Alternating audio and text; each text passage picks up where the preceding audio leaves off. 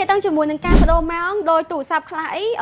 ម៉ោងទៅជាម៉ោងសកលអីអញ្ចឹងយើងចង់ដូរមកម៉ោងធម្មតាវិញអីអញ្ចឹងណាយើងអាចចុចដូរនៅលើទូរស័ព្ទនឹងបានយើងចុចដូរនៅលើនាឡិកាបានទេអញ្ចឹងចុចដូរនៅលើទូរស័ព្ទយើងអូសមកខាងក្រោមមកយើងរកពាក្យថា Another នេះគឺយើងនឹងឃើញឈ្មោះថា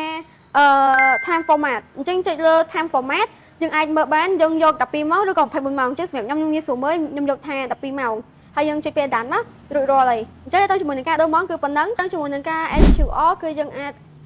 SQR នៅក្នុងទូរស័ព្ទបាននៅក្នុង app អញ្ចឹងយើងចុចចូលក្នុង app របស់យើងនេះមកយើងរកពាក្យថា e-card ចឹងនៅក្នុង e-card នេះយើងចុចពាក្យថា upload ហើយយើងចុចពាក្យចុចនៅលើ QR code នេះមកហើយយើងយក QR code ដែលយើងបាន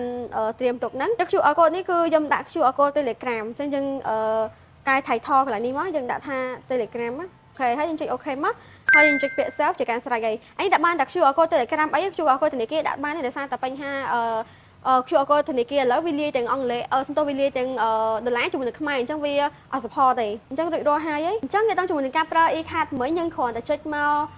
ក្នុង menu របស់ទូរស័ព្ទយើង scroll មកខាងក្រោមយើងរកពាក្យថា e-card មកនេះ e-card នេះយើងចុចលើពាក្យ e-card នេះវានឹងចេញ QR Telegram ហ្នឹងហើយអញ្ចឹងយើងអាច scan QR ពីទូរស័ព្ទយើងទៅបានអូខេ scan បែបនេះមកនេះវាលើទៅ Telegram ដែលខ្ញុំបានដាក់មុនហ្នឹងហើយ